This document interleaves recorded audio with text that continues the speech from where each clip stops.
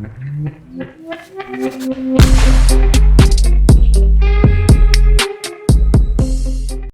going to talk about the New York Jets, and there is a large individual that mans the inside of their defensive line, and he is What's up? quite the load, but he is also on his way to free agency, and there is a question as to whether or not this man Foley Fatukasi will be able, or whether the Jets will retain him moving forward. So I got to ask you guys, first and foremost, do you think Foley will be back?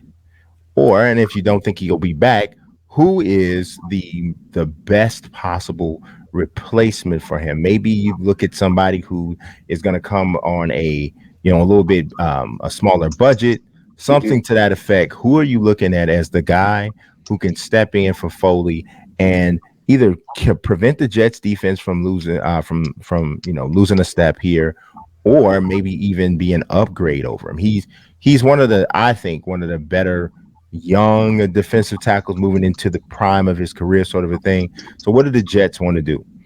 For me personally, my mind and my eye is kind of set on one of the top free agents, or one of the highest paid free agents right now. But I'm expecting him to um, probably take a bit of a pay cut, and that's Brandon Williams from the Baltimore Ravens.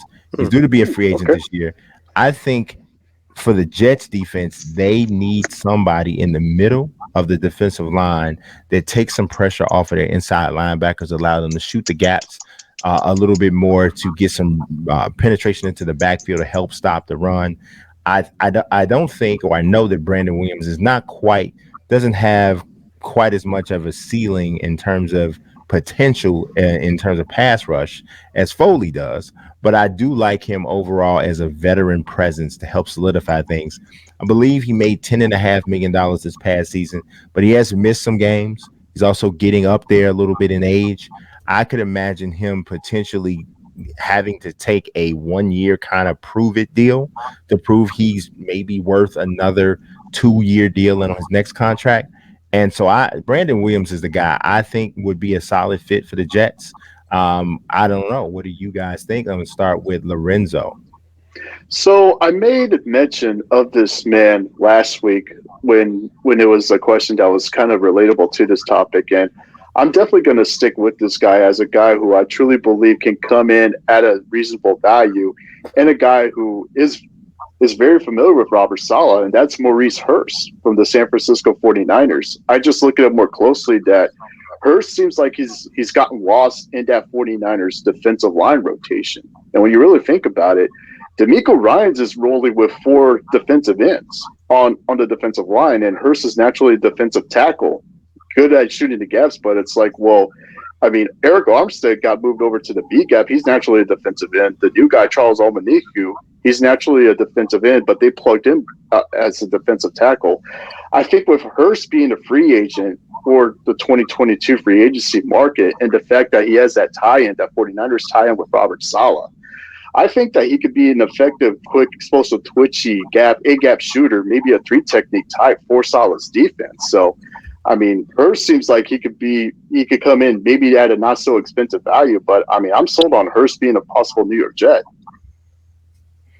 Uh, that's a very interesting thing, and I do like how you're definitely thinking in regards to matching schemes up and picking guys who would fit into that particular scheme. That could be a problem. Maybe if you're looking at Brandon Williams, that you might say that doesn't fit Salah's scheme. We'll see. But what do you say, Ryan? Yeah, I was looking at the draft class for defensive tackles. I didn't really like anything for the Jets, in the higher rounds, and you're probably gonna have to get a developmental defensive lineman if you were to go that route. But I'm gonna go for a guy that's experienced. That as a Cardinals writer, he was in the division in the NFC West, and now he's with the Chiefs. And I'm gonna go with Jarran Reed, defensive tackle. Yeah, he had a slow first half, for the Chiefs, but he's picked it up. I think PFF has him around a 70 grade over the second half of the season. I think he just had a sack on Joe Burrow yesterday, and I think yeah, he has 2.5 sacks this year. There was one year I think he had 10 sacks. So I mean, defensive tackles, you really don't expect too much in terms of the sack department. I mean, yeah, you got Aaron Donalds in the world, blah, blah, blah. But you want a guy that's a run stopper like Fatukasi. I think Chiefs fans would say that Reed is one of those guys that can, apply pressure up the middle. And I'm looking at his contract. I think he signed a 1-year, $5 million contract. It's going to be around the same because the first half was a little sketchy for Reed, but the second half he's done a lot better. So I think it's going to be around the same. And you know what? He's got plenty of experience. He's been in the playoffs before. And Salah would like someone that has that experience that's been in the playoffs. And, I think Salah's seen him in the division as well with the Seahawks. He was a defensive coordinator, obviously, with the 49ers. So Reed is not really like a sexy pick, but in terms of finding someone in the right budget, in the right area, because I think the Jets should – throw their money elsewhere in other positions and not just, fork up, 10, 15 million on, defensive tackle. So I would say Reed, I think it's a exceptional pick if you look at this defensive tackle class. That's it. I don't. You know what you said is not a sexy pick. I actually don't. It's very very rare that you can find a defensive tackle that will qualify as a sexy pick. It's just kind of one of those things. It's a necessary kind of a pickup, and people who understand football know how big of a deal and how big of an impact that position makes. Mm-hmm. But I don't think any of them are going to necessarily be sexy. And I don't think that you necessarily have to break the bank to find a difference maker there. So it's going to be interesting. I think Reed does make sense as well. But I got to ask you, Paul, what are you saying? To the initial question on Foley Fatukasi, who again is in the last year of his rookie deal, on paper you'd love to bring him back. He's a day 3 pick, and sometimes day 3 picks don't even make the initial roster, let alone carve out a nice role with a team throughout the entire length of his contract. So on paper you'd love to bring him back. Good leader. He's been a good run stuffing, 300-plus pound defensive tackle in the middle. But the problem is he's going to want that payday, and rightfully so. Good for the kid. I never blame a player for going to get the bag, but I just think it'll be too rich. The projected market value is peaked around $7.5, $8.5 million per year, and that's a lot of moolah to dish to someone that is going to be contributing in that fashion. So there are 2 names that jump out to me. First, I'll go as sexy as you can for a defensive tackle.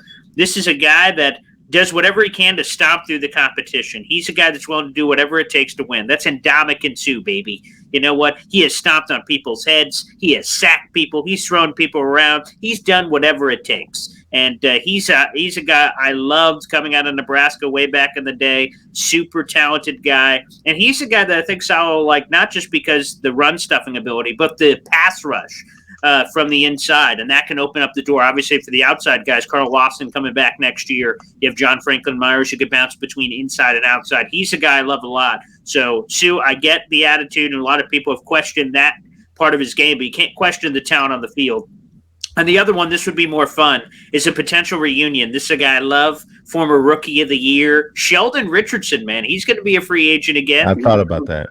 I'm a big, I'm a big fan of Sheldon Richardson. I've met him a couple of times. Really cool guy. He's got a lot of different beliefs. He can be a little out there, but he's a super fun player. And again, with the Robert Saleh scheme, everyone's rotating anyway on the defensive line, so no one is asked too much of the other. Even Quinton Williams, for example, played less than 60% of the snaps this year because that's a Saleh philosophy piece with his defensive line. He'd be a fun one too. So Sue or Richardson as a potential replacement makes sense to me. Hey, so Paul, real quick, so we actually have one thing in common. I also got a chance to meet Sheldon Richardson years ago. He played at College of the Sequoias in Visalia. Yeah. That was during the time that I was reporting to Central Valley. So, and he was a monster during his JUCO days. So. I will also say he has the best autograph. I'm currently looking at it of any player in history. He does, for the S in his name, he does a money sign. And then I remember Sheldon Richardson. It's the coolest autograph I've ever seen from a player. in history. So I love Sheldon. He's got a special place in my heart. Yeah, one other thing you would think about is whether or not the Jets would value Foley so much to consider franchise tagging him, and locking him up. I don't know. I mean, because if you look at, what that would pay him as a defensive tackle, would that be something that they considered as something to throw around? I don't think so. I think that they would just as soon let him walk at that point, even though they may have wanted to keep him, but they'll have a certain cutoff. There is another name that you want to consider too. Okay. Chicago Bears, Akeem Hicks. Akeem Hicks is a very versatile defensive lineman who can play inside and outside. He would seemingly fit that scheme for Robert Saleh as well. So, and both the guys that I named, has some Pro Bowl history. So I love that. I will say real quick to your point, Brian, on the franchise tag, the projected number right now is just under 17 million. So I will assume not on the franchise tag, but an option, obviously, you have to consider with all free agents. Unfortunately for that one, that may prove too rich, but I like the thinking there. That's creative. Definitely.